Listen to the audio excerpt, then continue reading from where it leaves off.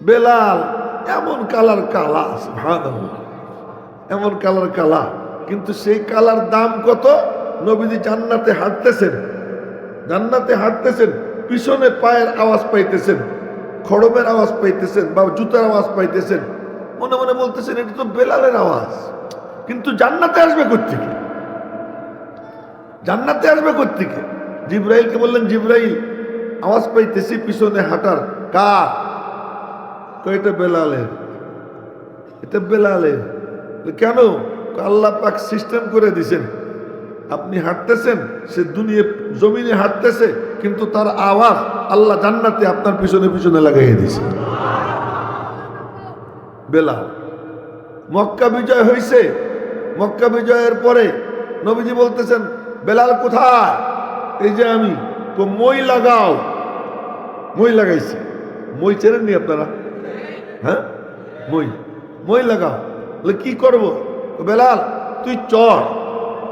মক্কার মুশরিকরা সব হা করে চাইয়ে দেখে, না কালে কো দেখে না গোরে কো দেখে, না কালে কো দেখে না গোরে কো দেখে, पिया जिसको चाहे सुहागन वही है। আমার মাওলা কালাও দেখেন না, ধলাও দেখেন না। এখনো কারো কারো মাথা নড়ে, মাথা যেন না নড়ে, স্থির হয়ে যান মেহেরবানি করে। আল্লাহ কালা দেখেন না, ধলা দেখেন না, ধনী দেখেন না, গরিব দেখেন না, উঁচু দেখেন না, নিচু দেখেন না, শিক্ষিত দেখেন না, মূর্খ দেখেন না, পাকা দাড়িওয়ালা মুরব্বী দেখেন না, মধ্যবয়সী দেখেন না, পিচ্চি দেখেন না।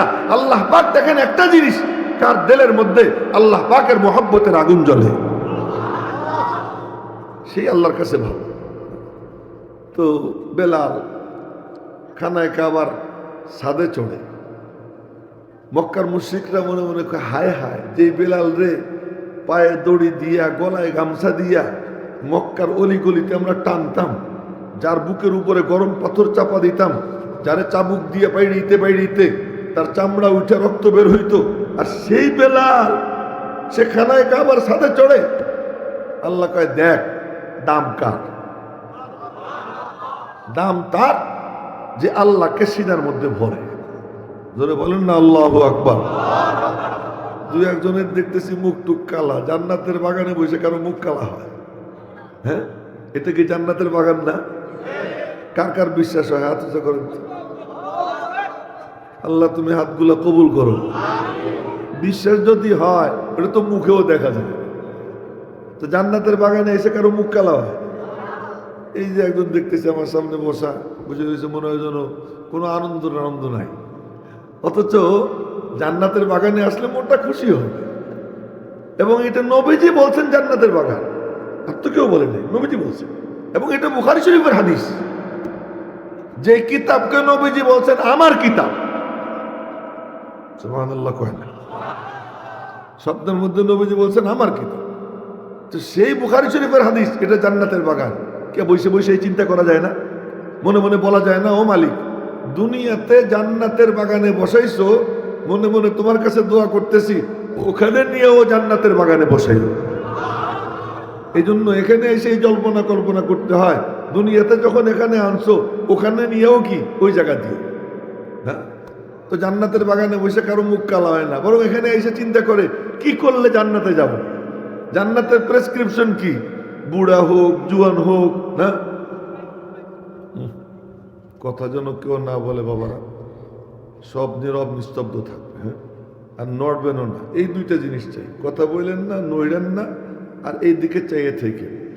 কথা যা বলতেছি আগের থেকে কোনো জল্পনা কল্পনা ছিল না, এখানে বসার পরে হঠাৎ করে কথা শুরু হয়েছে আর কথা বলতেছি, এবং যতক্ষণ আল্লাহ ঢাইলা দিবেন ততক্ষণ বলতে থাকবো। আপনারা কোনো সুর টুর আশা করেন না, কোনো চিৎকারও আশা করেন না, ঠান্ডা মাথায় কিছু কথা শোনার চেষ্টা করেন। তো বলতেছিলাম যে আল্লাহ পাক রব্বুল আলামিন যাকে যার সিনার মধ্যে ওই দৌলত দেন সে আল্লাহর কাছে ভালো। তো বেলাল কোথায় চলে যায়?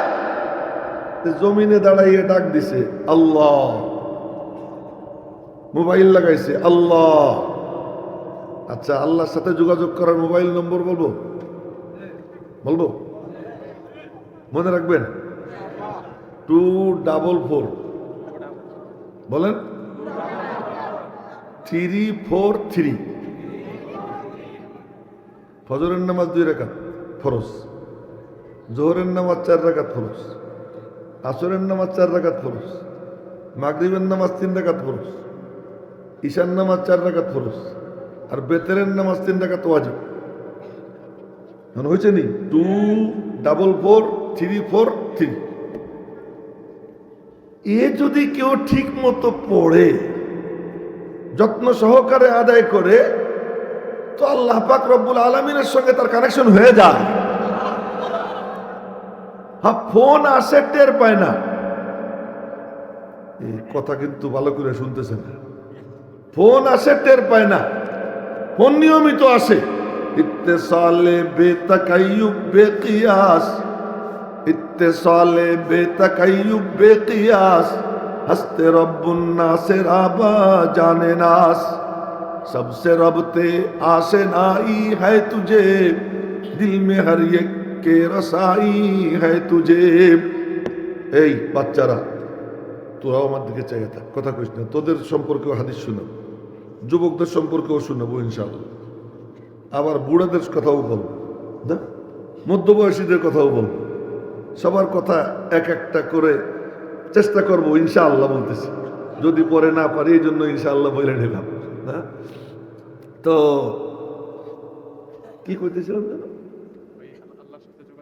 হ্যাঁ, ইনশাআল্লাহ এরকম লোক থাকতে হয় পাশে। তো এখন আল্লাহর সাথে যোগাযোগ তো আছে, ফোন তো আসে, কিন্তু মাঝে মাঝে ফোন আসে টের পাওয়া যায় না। মোবাইলে ফোন আসতেছে, সাউন্ড অফ, টের পাওয়া যায় না, বোঝা যায় না। এই তো আমার এখানে আসছে মেসেজ, আমি টের পাইনি। আমেরিকার থেকে মেসেজ আসছে, টের পাইনি কেন? সাউন্ড। আবার কারো কারো আছে মোবাইল আছে কিন্তু নম্বর ভাসে না, স্ক্রিনে দেখা যায় না। বলে কেন দেখা যায় না? স্ক্রিনে ভাইরাস জমে গেছে। আল্লাহ পাক কলব একটা স্ক্রিন দিয়ে দিছেন, ওই কলবের মধ্যে রব্বে কারিমের পক্ষ থেকে টেলিফোন আসে। কেউ টের পায়, কেউ টের পায় না। যে টের পায় সে লাভ দিয়ে ওঠে, আল্লাহ, ও মাবুদ তুমি আমারে ডাক দিছো, লাভ দিয়ে ওঠে। আর যার স্ক্রিনে ময়লা, ও ডাক টের পায় না। ডাক কিন্তু আল্লাহ নিয়মিত দেন, ডাক আল্লাহ নিয়মিত দেন। বেলালের স্ক্রিন পরিষ্কার। আমি একবার একটা সেট কিনছিলাম 33,000 টাকা দিয়ে, অনেক আগে। ওই 33,000 টাকার সেটটা হঠাৎ করে হইল কি, দেখি 2 দিন যাবত না 3 দিন যাবত, সঠিক মনে নাই, কেউ আমারে ফোনই করে না। আমি যে আমি এমন হয়ে গেলাম, কেউ আমারে ফোন করে না। পরে মোবাইল দেখি, কিছু বুঝি টুঝি না। এটা নিয়ে গেলাম ইঞ্জিনিয়ারের কাছে নাকি মেকানিক্সের কাছে, যা নাম হয় হবে, মোবাইল বিশেষজ্ঞের কাছে। সে এটা দেখে টেকে বললো, হুজুর স্ক্রিনে ভাইরাস জমে গেছে। এরপরে পরিষ্কার করার পরে দেখি যে শত শত ফোন। ও মেরে মোহতারাম ভাইও, মোবাইলের স্ক্রিনে নম্বর ভাসে না, ভাইরাস জমে গেলে যার দিলের মধ্যে গুনার ভাইরাস জমে যায়, আল্লাহ পাক ডাকেন কিন্তু আল্লাহর ডাক সে শুনতে পায় না। টেলিফোন আসে সে বুঝতে পারে না, কিন্তু যে ভাইরাস মুক্ত কলবটা রাখতে পারে, আয়নার মতো দিল যার হয়ে যায়, তো ডাক দিলেই শুনতে পায়। সে ডাক দিলেও মালিক তার ডাকে সাড়া দেয়। জোরে বলেন না আল্লাহু আকবার। আচ্ছা, তো বেলাল ডাক দিছে আল্লাহ, আপনারাও বলেন না আল্লাহ। বলছি তো একবার, ওই হাদিসটা এখনো বলাই হয় নাই, ওটা তো পরে বলবো। যেটা শুরু করছিলাম ওটা এখনো বলা হয় নাই, এটা বলবো ইনশাআল্লাহ। তো আল্লাহ বলেন, কিরে বেলাল? মালিক তোমার বড় মেহেরবানি, হেদায়েতটা তুমি তোমার হাতে রাখছিলে। কেন বেলাল? যদি হেদায়েত নবীজির হাতে দিতা, উনি আগে ওনার বংশের লোকজনের পিছনে মেহনত করত, মক্কার লোকজনের পিছনে মেহনত করে তাদেরকে উনি এই করতে করতে তো ওনার জিন্দেগি শেষ হয়ে যেত। আমি হাফসার কালা গোলাম, কালা বেলাল, আমার পর্যন্ত হেদায়েত আসতো না। কিন্তু তোমার বড় মেহেরবানি, হেদায়েত তুমি তোমার হাতে রাখছিলা, তাই তো আমি বেলাল আজকে মুসলমান। জোরে বলেন না আল্লাহু আকবার। কোন কথাতে কোন কথায় চলে গেলাম, বলতেছিলাম যে আমি একটু কালা, একটু কষ্ট করে দেখেন, এর থেকে কালার কথা চলে গেছি। এই কালার আলোচনা চলতে থাকলে আর অন্য কোনো আলোচনা যাওয়া যাবে না, এটা এখানে মুলতবি রাখলাম। তো বলতেছিলাম যে আমার দিকে একটু চাইয়ে থাকবেন, আমার দিকে না, এই মিম্বরে যে বসা তার দিকে, ঠিক না? সুবহানাল্লাহ। একবার ঠিক করলে এক নেকি আছে নি কোথাও? কিন্তু একবার সুবহানাল্লাহ বললে 10 নেকি, এটা তো হাদিসে আছে না? আর সুবহানাল্লাহ যদি জল্পনা কল্পনা করে বলে, জল্পনা কল্পনা কি? খালি একটা শের শোনাবো এমনি, লা শিবহা ওয়ালা মিসলা ওয়ালা কুফুয়া লিমাওলা, লা শিবহা ওয়ালা মিসলা ওয়ালা কুফুয়া লিমাওলা, লা বিলদা ওয়ালা ওয়ালিদালা আম্মা ওয়া খালা। আল্লাহ আল্লাহর মতো কোনো কিছু নাই। লাইসা কামিসলিহি শাই, আল্লাহর মতো কোনো কিছু নাই। তিনি তার মতো কেমন তাও জানি না, তাই বলতেও পারি না। বলেন না আল্লাহু আকবার। কেউ যখন জল্পনা কল্পনা করে বলে সুবহানাল্লাহ, আচ্ছা আল্লাহ বডি থেকে পাক, আল্লাহ জায়গা থেকে পাক, আল্লাহ ঘুম থেকে পাক, যুবনী থেকে পাক, পাক পাক পাক, যা আমি কল্পনা করতে পারি এই সব কিছুর থেকে আল্লাহ তাআলা পাক। এরকম জল্পনা কল্পনা নিয়া কেউ যখন সুবহানাল্লাহ বলে, ওই সুবহানাল্লাহর ওজন কত জানেন? ওই সুবহানাল্লাহর ওজন এত, নবীজি বলেন আসমান জমিনের মাঝের ফাঁকা জায়গার অর্ধেকটা নেকি দিয়ে ভরে যায়। এজন্য জুবান দিয়ে আমল উচ্চারণ হয়, হাত দিয়ে আমল প্রকাশ পায়, পা দিয়ে আমল প্রকাশ পায়, বডি দিয়ে আমল প্রকাশ পায়, কিন্তু ওজন হয় অন্তরের জল্পনা কল্পনা দিয়া।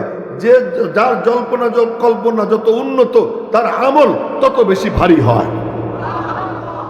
জন্য একটু জোরে সোরে আবার বলেন সুবহানাল্লাহ।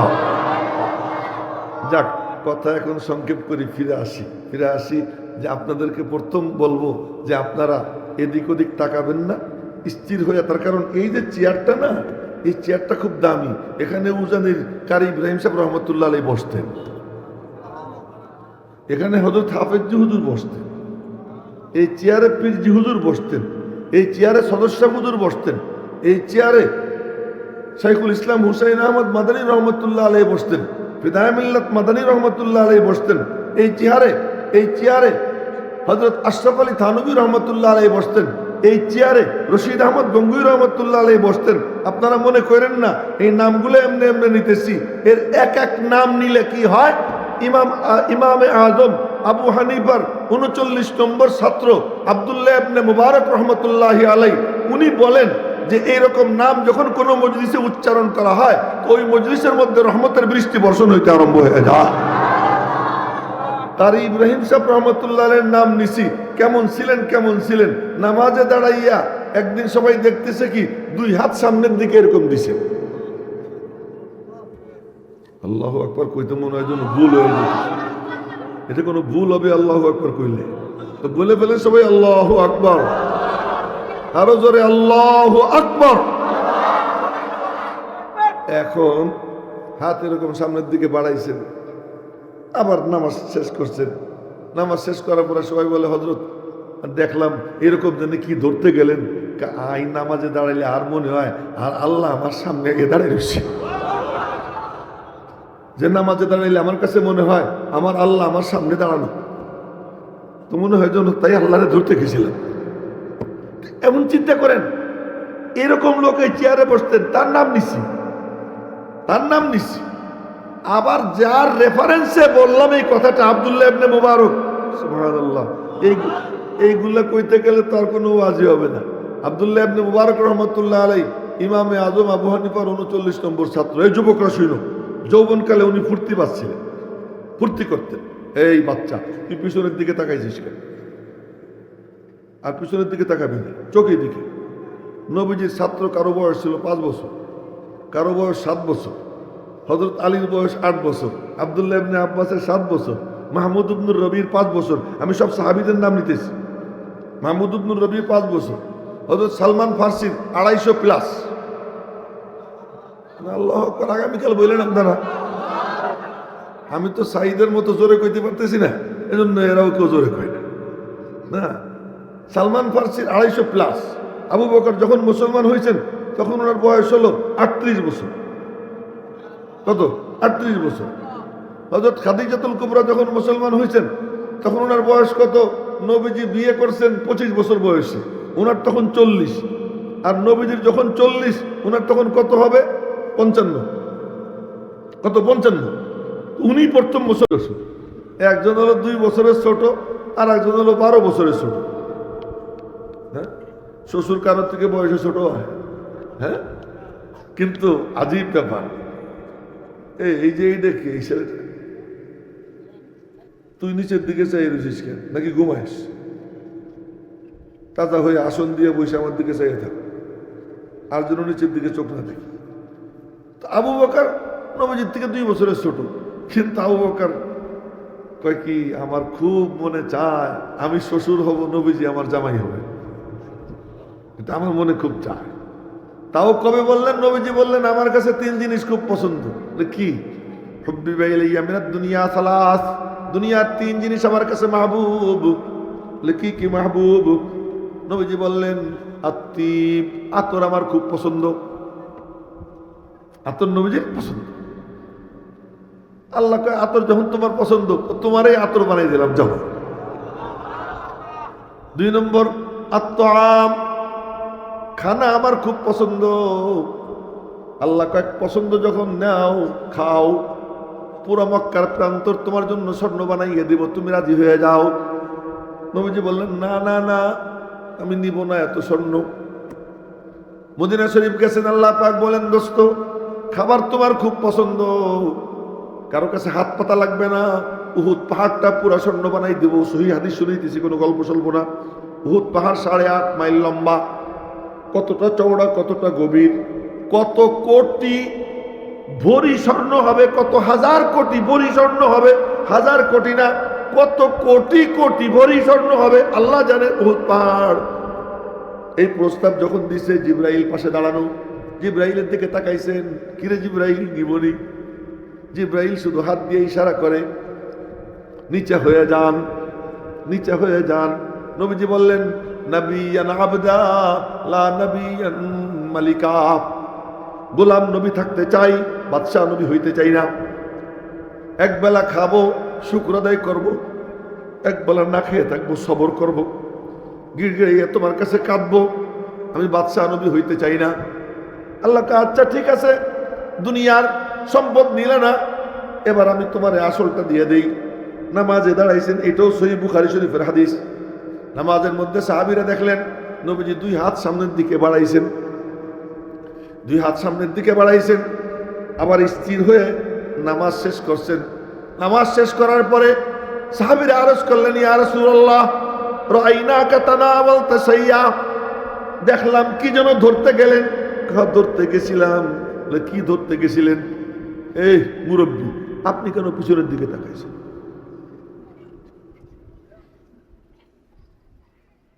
হাদিস শুনাইতেছি। রাআইনাকা তানাওয়ালতা শাইয়া, হাদিস যখন শোনানো হয় সহিহ হাদিস, শাহ ওয়ালিউল্লাহ মুহাদ্দিস দেহলভী রহমাতুল্লাহ আলাইহি বলছেন আমি রওজা পাকের পাশে বসে মুরাকাবা করতেছিলাম।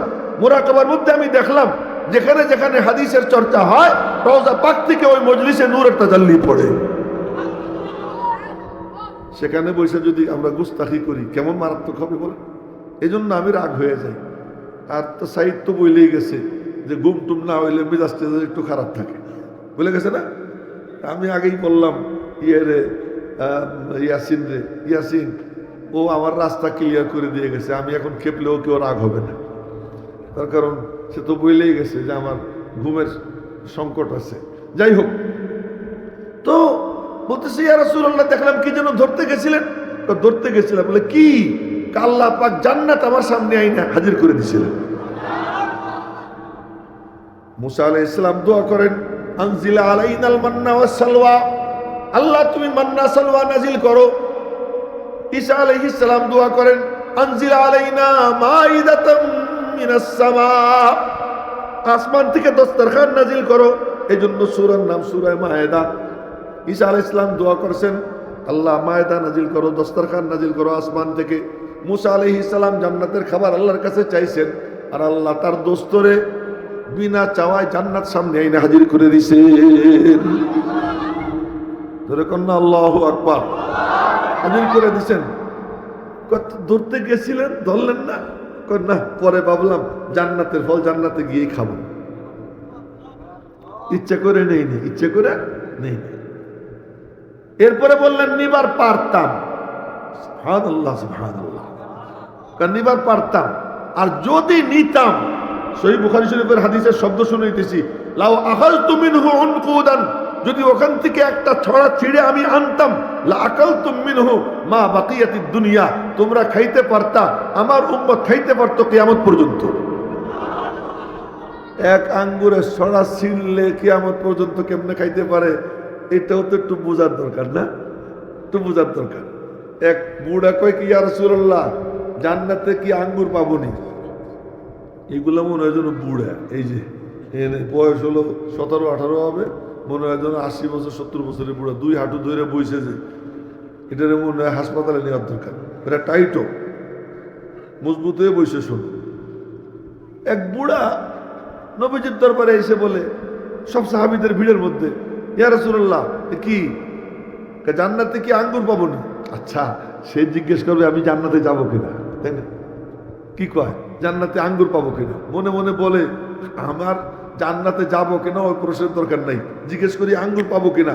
যদি নবীজির জুবান দিয়ে বের হয়ে যায় আঙ্গুর পাবা, তত জান্নাত পাইয়েই যাবো। তা উনি বলতেছেন জান্নাতে আঙ্গুর পাবো কিনা? নবীজি বলছেন পাবা। যখন বলছে পাবা, বুড়া দেখতেছে আমি জান্নাতে বসে রয়েছি। उनका हा नहीं कहना भी है कुरान का जैसा, তার হা বলাও কোরআন, তার না বলাও কোরআন। তার জুবান দিয়ে যা বের হয়, আসমান মিথ্যা হতে পারে, জমিন মিথ্যা হতে পারে, যা কিছু চোখে দেখি সব ধাঁধা হতে পারে, কিন্তু নবীজির জুবান দিয়ে কখনো মিথ্যা বের হতে পারে না। নবীজি তার জুবান নিজে ধইরা, এরকম ধইরা সাহাবীদেরকে দেখাইছেন, দেখো দেখো, তাকাইছি।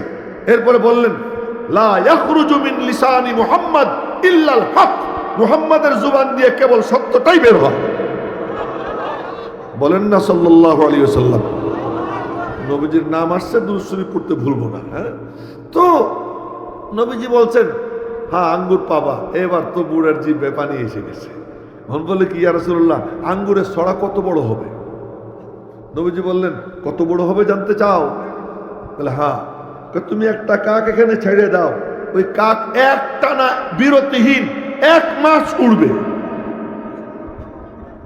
সুবহানাল্লাহ সুবহানাল্লাহ।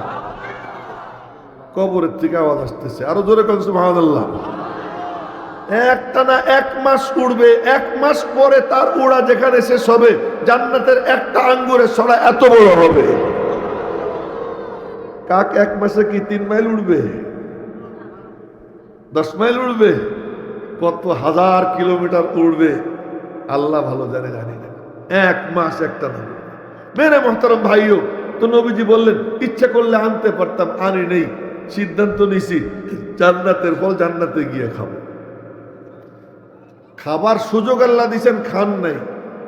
3য় নম্বর পছন্দ কি? তো 3য় নম্বর পছন্দ আমার নেককার বিবি। নেককার বিবি খুব পছন্দ। আল্লাহ কয় তোমার রুচি যখন এত সুন্দর, চলো তাহলে তোমার একটা বিয়ে আমি আল্লাহ নিজে পড়াবো। কন্যা সুবহানাল্লাহ। জন্য আল্লাহ নিজে বিয়ে পড়াইছে।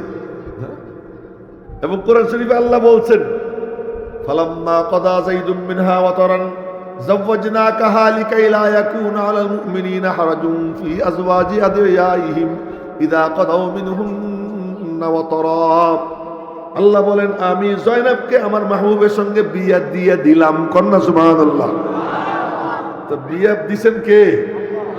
আরে সুবহানাল্লাহ, কি খাতির আল্লাহর সাথে তার দোস্তের। যে বিয়েটা দিতেছেন কে? নবীজির বিয়ে স্বয়ং আল্লাহ দিয়ে দিতেছেন।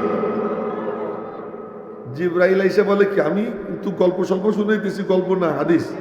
এসে বলতেছে ইয়া মুহাম্মদ, বলেন না সাল্লাল্লাহু আলাইহি সাল্লাম। জিবরাইল নবীজির নাম ধরে ডাকতো, আল্লাহ কিন্তু নাম ধরে ডাকেন না, জিবরাইল ডাকতো। ওই যে একজনের মাথা নিচের দিকে, এই যে কালা কাপড় গায়ে, ঘুমায় না কি করে? আমি তোমার দেখতেছি, তুমি তাজা হয়ে আমার দিকে তাকাও, ঘুমায় না, একটু জোরে কও আল্লাহু আকবার কও। আরে একজনরে কইতে কইছি, সবাই না, যার ঘুম তারে কইতে দিচ্ছি। দেখেন, এটা ক্লাস চলতেছে, কেউ যেন অমনোযোগী না থাকে, এইদিকে আমার লক্ষ্য। এই জন্য সবাই রে এই বাবুরা কথা বললে তোমাদেরকে এখান থেকে তাড়াই দিব, কিন্তু আর কথা বলবো না। তো এখন বিয়ে আল্লাহ পড়াইছে, আতর পছন্দ, তো আল্লাহ পাক রব্বুল আলামিন তারা আতর বানাই দিছে। বিয়ে পড়াইছেন শুধু তাই না, বিয়ার ঘটকালিও করছেন। বিয়ের কি করছেন? ঘটকালি করছেন। নবীজি নিজে বলেন, বুখারী শরীফের হাদিস, স্বপ্নে দেখি স্বর্ণের পাত্র রেশমি রুমাল দিয়ে ঢাকা। জিবরাইল বলে কি, খুলে দেখেন তো কি? খুলে দেখে অপরূপ সুন্দরী এক রমণীর ছবি। নবীজি বলেন, আমি বললাম ইয়াকু হাদা মিন ইনদিল্লাহ ইউমজিহি, এটা যদি আল্লাহর পক্ষ থেকে হয়ে থাকে আল্লাহ এটা কার্যকর করে দিবে। বলে একদিন দুই দিন স্বপ্নে দেখলাম, পরে দেখি আর কেউ না, আবু বকরের মেয়ে আয়েশার ছবি। তো আয়েশা হলো আবু বকরের মেয়ে, আর কন্যাটা দেখাইতেছেন আল্লাহ জান্নাত থেকে স্বর্ণের পাত্রে রেশমি রুমাল দিয়ে ঢাকা। ওই ছবি জিবরাইলকে দিয়া নবীজিরে দেখাইতেছেন। তার মানে বলে এই কন্যা আল্লাহর কাছে এতটা প্রিয়, এতটা প্রিয় যে তার বিয়ার ঘটকালি আল্লাহ নিজে করছেন। বিয়ের ঘটকালি আল্লাহ করছেন। নবীজির কাছে নেককার বিবি পছন্দ। এই নবীজি যখন বলছেন আমার তিনটে পছন্দ, আবু বকর বলে কি, আমারও তিনটে পছন্দ আছে। এই তুমি নিচের দিকে আবারও তাকাইছো, হ্যাঁ, তুমি যদি অমনোযোগী হও তো তুমি চলে যাও। কথা বুঝছো? আমি কিন্তু এগুলো দেখতে পারি, দেখলে আমার কথা বন্ধ হয়ে যায়। তো বলতেছিলাম যে আল্লাহ পাক রব্বুল আলামিন তার হাবিবের জবান দিয়ে কথাগুলো বের করছেন। আবু বকর কয় কি, আপনার যেমন তিনটে পছন্দ আছে আমারও তিনটে পছন্দ আছে। তোমার কি পছন্দ, কি তিনটে বলো? কান্নাজুরু ইলা ওয়াজহিক, আমার মনে চায় সারাক্ষণ আপনারে চাইয়ে চাইয়ে দেখি। আবু বকরের পছন্দ। আল্লাহ কয় কি, আচ্ছা তোর রুচি যখন এমন, আমি আমার দোস্তের সঙ্গে তোর সম্পর্কটা এমন করে দিব, একা একা দেখবি, কেউ পাশে থাকবে না, তুই দেখতে থাকবি। মেরে মোহতারাম ভাইও, হিজরতের সময় সবাইকে নবীজি বলেন যাও যাও যাও। ওমর গেছেন 20-22 জনের কাফেলা নিয়া, হিজরতে যাব, নবীজি বললেন যাও। আবু বকর গিয়ে বলে সব তো চলে গেল, আমার অনুমতি দেন। নবীজি বললেন তুমি অপেক্ষা করো। আবু বকর অপেক্ষা করে। আবার গেছেন, ইয়া রাসূলুল্লাহ অনুমতি দেন। নবীজি বললেন ওয়েট, ইন্তজার করো, অপেক্ষা করো। আবু বকর অপেক্ষা করেন। আবার গেছেন, সবাই তো চলে গেল, আমার অনুমতি দেন। নবীজি বললেন ইন্তাজির, অপেক্ষা করো। এখন আবু বকর বলে আপনিও কি যাবেননি? আপনিও কি যাবেননি? নবীজি বললেন আশাবাদী আমি, আল্লাহ আমাকে অনুমতি দিবে, আমি যাব। আবু বকর চিৎকার দিয়ে উঠছে আস-সুহবাহ, আমি সঙ্গে থাকতে চাই। নবীজি বলেন আস-সুহবাহ, আমিও তো তোমার সঙ্গে থাকতে চাই, আমিও তো তোমার সঙ্গ চাই। এও সঙ্গ চায়, ও সঙ্গ চায়, দুইজনই দুইজনের সঙ্গ চান, আমার সঙ্গে থাকতে চাই। আচ্ছা, এই ছেলে পেলেদেরকে কেউ নিয়ন্ত্রণ করুক, আমরা এদেরকে এখান থেকে উঠিয়ে দেব। হ্যাঁ, আর করবো না তোমরা, এদেরকে এখানে বসানো ঠিক না তো। এর তো মাসুম বাচ্চা, বোঝেও না কিছু, এদেরকে সামনে কেন বসানো হয়েছে?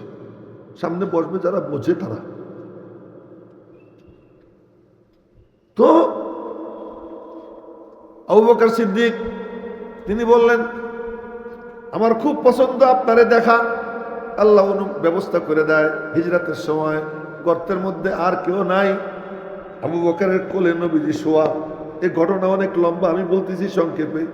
আবু বকরের কোলে নবীজি শোয়া, আবু বকর আসন দিয়ে বসা। রেহেল খুললে কেমন হয়, ছড়াই যায়, দেখছেন? কোরআন শরীফ রেহেলে রাখে, দুই দিকে থাকে, মাঝখানে কি কোরআন শরীফ। আবু বকরের কোল, দুই হাঁটু দুই দিকে, রানে নবীজি শোয়া। এখন আল্লামা ইবনে হাজার আসকালানী বলেন আবু বকরের কোলে নবীজির চেহারা মনে হয় যেন রেহেলে কোরআন শরীফ খোলা। রেহেলে কোরআন শরীফ খুললে যেমন দেখা যায় নবীজির চেহারা আবু বকরের কোলে তেমন দেখা যায়। এবার মালিকের পক্ষ থেকে এলহাম হয় আবু বকর। অন্য সময় তো অনেকে মিলে দেখে, একা একা দেখার সুযোগ তো আর কারো হয় না। এই যে তোরে সুযোগ দিয়ে দিলাম, মন ভইরা দেখ। আবু বকর মন ভইরা দেখতে থাকে। আল্লাহ কয় তোর রুচি যেমন আমি ইন্তজামও তেমন করে দিলাম। মেরে মোহতারাম ভাইও, নবীজি বলেন 2 নম্বর পছন্দ কি? কয় ইনফাকু মালি আলা হুকমিক। আপনি বলবেন আবু বকর তুই দে আর আমি দিব, দিতে দিতে ফকির হব, আমার খুব পছন্দ। আমার তো টাকা কিছু পাইলে ইনভেস্ট করে ধনী হব। আবু বকর বলে আমি দিতে দিতে ফকির হব, এটা আমার পছন্দ। 40,000 দিরহামের মালিক ছিলেন। আর শেষ পর্যন্ত আবু বকর সালার চটও গায়ে দিছেন। জিব্রাইল আসছে, আইসা নবীজিরে সালাম দেয়। নবীজি চাইয়ে দেখেন জিব্রাইলের মাথায় সালার চটের পাগড়ি, গায়ে সালার চটের চাদর, পরনে সালার চটের লুঙ্গি। আরে কি ব্যাপার? আসেন বাজার আসেন। কি ব্যাপার এই পোশাক? এখানে দেখেন,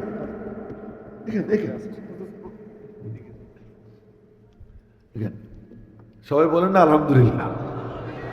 বলছিলাম না এখন আপনাদের তার কোনো কষ্ট নেই। হ্যাঁ, আইসে গেছে তো, হ্যাঁ আইসে গেছেন। এখন আমার ইচ্ছিল হলো যে উনি আসার আগ পর্যন্ত যেন ধরে রাখি, এই হলো মানে ওরা বলছিল। তা আমি তো কথা যেটা বলবো সেটা এখনো যাইতেই পারিনি। জানি না কোনখানে সাইডে দেবো, আল্লাহ পাক যতটুকু মঞ্জুর করে রাখছেন অতটুকু বলবো।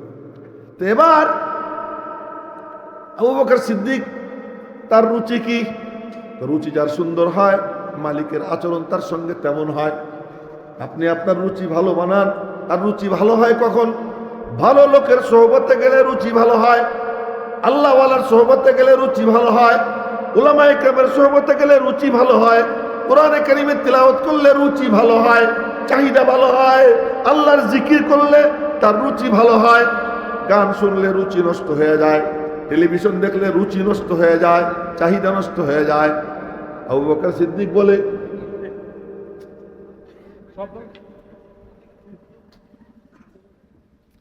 আবু বকর সিদ্দিক বলেন আমার 1 নম্বরের রুচি আপনারে চাইয়ে দেখা।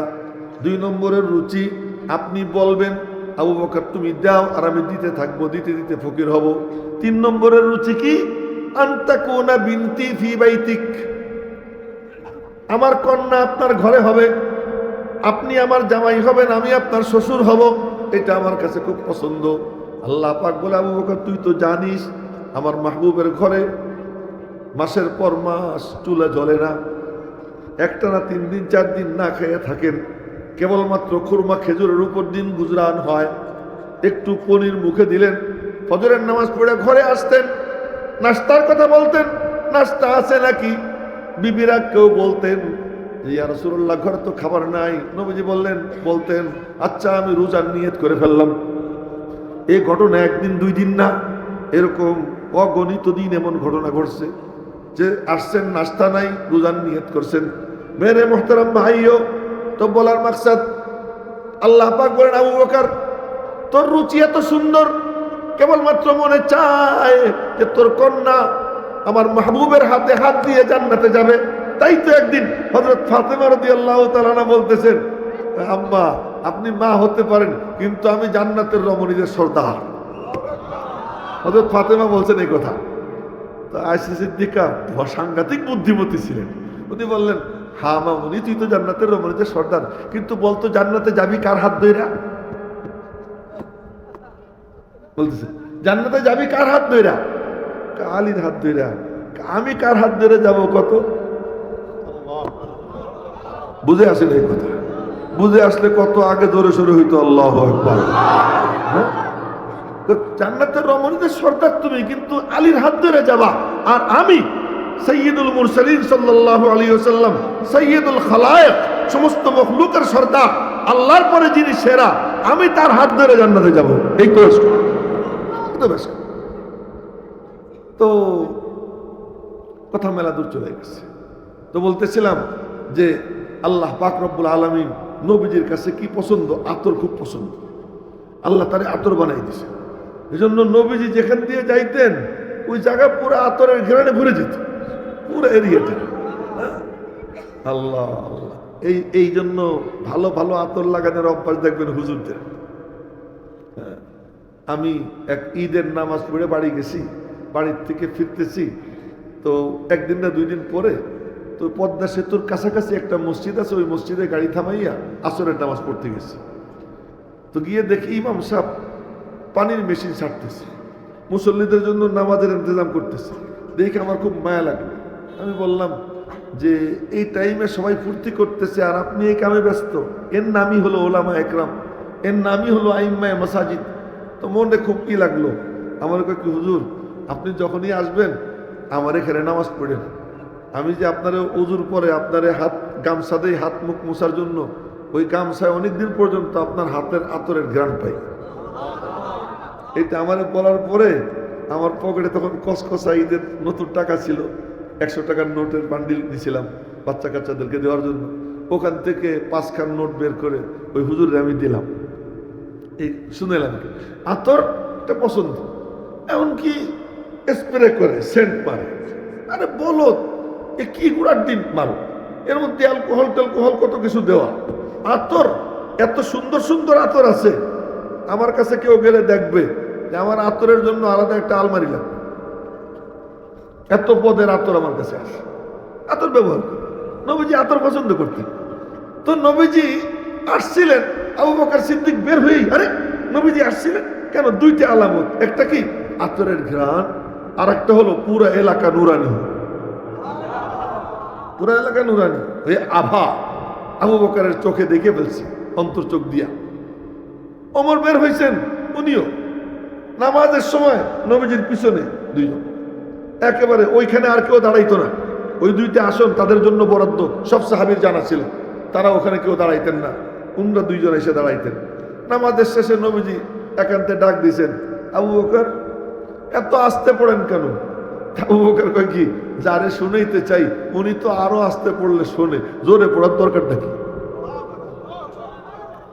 ওমরকে জিজ্ঞেস করলেন রাদিয়াল্লাহু তাআলা আনহুমা, আপনি এত জোরে পড়েন কেন? হযরত ওমর বললেন, যারা ঘুমাই রয়েছে ওদেরকে জাগাইতে হবে না। হ্যাঁ, আর যে শয়তানগুলো আছে এই শয়তানগুলোরে ভাগাইতে হবে না। শয়তান আল্লাহর নামের আওয়াজ শুনে তো ভাগে, তিলাওয়াতের আওয়াজ শুনে ভাগে। শয়তানকে ভাগাইতে চাই আর ঘুমন্তদেরকে জাগাইতে চাই, এই জন্য জোরে জোরে পড়ি। তো নবীজি বলেন, আবু বকর আপনি একটু আস্তে পড়েন, একটু জোরে পড়েন। ওমর রে বললেন, ওমর আপনি একটু আওয়াজটা ছোট করেন, মিডিয়াম থাকেন না। ওয়ালা তাজহার বিসলাতিকা ওয়ালা তুখাফিদ বিহা ওয়াবতাগি বাইনা যালিকা সাবিলা। কিন্তু মাঝে মাঝে জোরে বলার দরকার, কেন? যেন শয়তান পলাই যায়। এই এলাকায় শয়তান আছে না নাই? এই এলাকায় কি কিছু ঘুমন্ত লোক আছে না নাই? ঘুমন্ত মানে কি? এই জায়গা ঘুমানো, এই জায়গা যার ঘুমায় মাহফিলে বসেও ঘুমায়। এটা কি এখানে যার ঘুম, ওর চোখেও কি ঘুম। এইটা সজাগ, চোখও সজাগ। এই জন্য গোসে দিল বা ইয়াদশানুদ, দিলের কান দিয়ে শুনতে হয়। দিলের কান দিয়ে শুনলে আল্লাহ তার সিনা হেদায়েতের নূর পয়দা করে দেয়। শুধু একটা কথা বলতে বলতে এতদূর চলে আসলাম, সুবহানাল্লাহ কেন জোরে বলেছি না? না, যে আব্দুল্লাহ দরখাস্তি রহমতুল্লাহ আলাইহি কে এটা বলতেছিলাম, উনি রওজা পাকের পাশে গিয়া সালাম দিয়া এরপরে একটু ঘুমাইছে। ঘুমের মধ্যে স্বপ্নে দেখেন নবীজির সঙ্গে দেখা। সুবহানাল্লাহ কইল না? তো দেখা হওয়ার পরে কথাবার্তা বলে বলতেছেন, ইয়া রাসূলুল্লাহ আমি আইছি, আর যাব না, এখানেই থাকবো। নবীজি বলছেন, তোমরা আল্লাহর কাছে দোয়া করো যেন মদিনায় তোমার মউত হয়। তো মদিনায় মউতের দোয়া করার জন্য নবীজি বলে গেছে। উনি বলতেছেন আমি থাকতে চাই। নবীজি বললেন, না তুমি যাও, পাকিস্তানে চলে যাও। তখন পাকিস্তান, বাংলাদেশ পাকিস্তান তখন একসাথ। তো পাকিস্তানে চলে যাও, ওখানে গিয়ে তুমি আমার মিশন নিয়ে কাজ করো। আর আমার ছেলে সৈয়দ আতাউল্লাহ শাহ বুখারীকে আমার সালাম দিও। ওরে বলবা আমি ওর উপর খুব খুশি, চিন্তা করে। তা আব্দুল্লাহ দরখাস্তি রহমতুল্লাহ ঘুম ভেঙে গেছে। ঘুম ভাঙার পরে উনি মনে মনে বললেন, নবীজি বলছেন চলে যেতে, তো আমার চলে যেতে হয়। তো জিয়ারত করে এরপরে দেশে আসছেন। আইসা আতাউল্লাহ শাহ বুখারীর কাছে গেছেন। আতাউল্লাহ শাহ বুখারী রহমতুল্লাহ আলাইহি বিছানায় শোয়া, অসুস্থ। উনি গিয়ে বলতেছেন, শাহজি তোমারে লিয়ে খোশ খবরি হ্যায়। শাহজি তোমার জন্য সুসংবাদ। কি সুসংবাদ? নবীজি তোমার সালাম পাঠাইছেন। আতাউল্লাহ শাহ বুখারী বলে, আমার নাম নিছেন? নবীজি আমার নাম নিছেন? হ্যাঁ বলছেন যে আমার ছেলে আতাউল্লাহ বুখারীর আমার সালাম দিও বইল, ও যেন খতমে নবুয়তের কাজ মজবুত করে করে, আমি ওর উপরে খুব খুশি। তাহলে কি যে খতমে নবুয়তের কাজ যদি কেউ করে, এই সংবাদ রওজা পাকে যায়। আমরা সবাই খতমে নবুয়তের কাজ মজবুত করে করবো তো ইনশাআল্লাহ। এই যে 15 তারিখে যে খতমে নবুয়তের মহা সম্মেলন আছে, কনফারেন্স আছে, কাদিয়ানীদেরকে রাষ্ট্রীয়ভাবে, এমনি তো আমরা সবাই জানি ও কাফের। কাদিয়ানীরা কাফের কাফের কাফের, যে তাদেরকে কাফের মনে করবে না সেও কাফের, সেও কাফের, এটা আমরা জানি। কিন্তু রাষ্ট্রীয়ভাবে এই ঘোষণাটা যাতে আসে, এজন্য আমাদের যতটুকু সামর্থ্য আছে আমরা অতটুকু ব্যয় করতে রাজি আছি তো ইনশাআল্লাহ। এই 15 তারিখের সমাবেশ কামিয়াব করবো তো ইনশাআল্লাহ। তো আব্দুল্লাহ দরখাস্তি রহমতুল্লাহ আলাইহি জোরে বলাইছিলেন আমাদেরকে সুবহানাল্লাহ। এই জন্য আমিও আপনাদেরকে জোরে বলাইছি সুবহানাল্লাহ। কেন জোরে বলাইলাম এইটা বোঝানোর জন্য এত লম্বা কথা কইতে কইতে মেলা দূর ছড়াই গেছি। এখন কথা শেষ করতেছি এই কথা দিয়া যে আল্লাহু আকবার বললে যে 4000 নেকি হয়, এটা আমি কমই কইছি, এর থেকে বেশি হয়। জোরে কোন না আল্লাহু আকবার। তার কারণ মিশকাত শরীফে এই হাদিস আমি কতবার পড়ছি, কতবার পড়াইছি যে কিয়ামতের দিন কোন মুমিনকে আল্লাহ বেইজ্জত করবেন না। আল্লাহ যেন আমাদের সকলকে ঈমানের দৌলত নিয়ে যাবার তৌফিক দান করেন, সকলে বলে আমিন। কাফেরদের সম্পর্কে বলবেন, ওয়ায়াকুলুল আশহাদ হাউলাইল্লাযীনা কাযাবু আলা রাব্বিহিম আলা লানাতুল্লাহি আলাল যালিমিন। ওদেরকে আল্লাহ বেইজ্জত করবেন সমস্ত কোটি কোটি মানুষের মাঝে। আর মুমিন যারা, এদেরকে আল্লাহ কাছে ডাইকে ঢাকবেন। সুবহানাল্লাহ কয় না?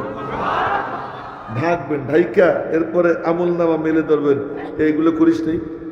আল্লাহ করছি করছি। আল্লাহ বলবেন, সাতারতুহা আলাইকা ফিদ দুনিয়া ওয়া আনা আগফিরুহা লাকাল আলিয়াউম। দুনিয়া আমি ঢাইকা রাখছিলাম, আজ আল্লাহ আমি ক্ষমা করে দিচ্ছি, যা। তো ওই রকম একজনকে আল্লাহ ডাক দিবেন, ডাক দিয়ে তার আমলনামা তার সামনে দিবেন। 99টা রেজিস্টার্ড খাতা, এক একটা কত লম্বা, মিসলামাদ্দিল বসর, চোখ যদ্দূর যায় অদ্দূর। তো চোখ, দুনিয়ার চোখ যায় 3 মাইল, ওখানকার চোখ কয় মাইল যাবে হিসাব করে দেখেন। এই চোখ আল্লাহরে দেখতে সক্ষম না, ওই চোখ আল্লাহ পাকের তাজাল্লি দেখতে সক্ষম হবে। সেই চোখ কদ্দূর যাবে, ওই চোখ যদ্দূর যায় কতদূর পর্যন্ত 99টা রেজিস্টার লম্বা আর মোটা। ওরে আল্লাহ বলবেন, দেখ তো কি আছে। খুলে দেখবে খালি গুনাহ গুনাহ গুনাহ, কোনো পুণ্য নাই।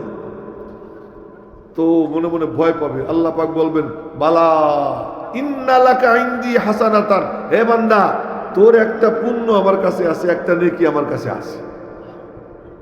একটা নেকি আছে, কি নেই? এটা নেই। আল্লাহ পাক তার কুদরতি গাঠি, কুদরতি পকেট যাই বলেন, এর মধ্যে আল্লাহ পাক হাত দিবেন। সে মনে মনে ভাববে, না জানি কত বড় বস্তা আল্লাহ বাইর করে।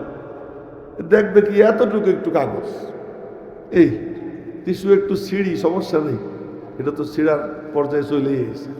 এই মনে করেন এতটুকু একটু কাগজ, এই কাগজ বের করবেন। এটাকে আরবিতে বলে বেতাকা। বেতাকা বের করবে, বের করে বলবেন এটা ধর, এটা নে। তো নিবে। আল্লাহ বলবেন, যা উহজুর ওয়াজনাক, যা তোর আমলনামা যে মাপা হইতেছে ওখানে তুই যা। কি করব? এটা নিয়ে ডান দিকের পাল্লায় রাখ। ফেরেশতারা ওইগুলা বাম দিকের পাল্লায় রাখছে, 99 রেজিস্টার। আরে এতটুকু চিরকুট ডান দিকের পাল্লায় রাখতে আল্লাহ বলবেন। ও মনে মনে বলবে, আইনা হাযিহিল বিতাকা মিন হাযিহিস সিজিল্লাত। এই ছোট্ট চিরকুট, এই দপ্তরকে দপ্তর, বান্ডিলের পরে বান্ডিল, বস্তার পরে বস্তা, 99 বস্তা, এত বিশাল।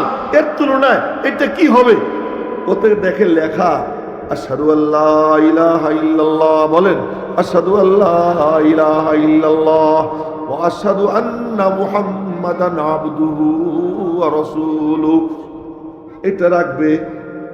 রাখার পরে দেখবেন নবীজি বলেন আমার ভাষা না নবীজির ভাষা, ফাতাশাতিস সিজিল্লাত ওয়া সাকুলাতিল বিতাকা, 99 রেজিস্টারওয়ালা পাল্লা উপরের দিকে উঠতে থাকবে, আর ওই চিরকুটওয়ালা ডান দিকের পাল্লা জমিনের সঙ্গে মিশে যাবে। ফালা ইয়াসকুলু মা ইসমিল্লাহি শাই, আল্লাহ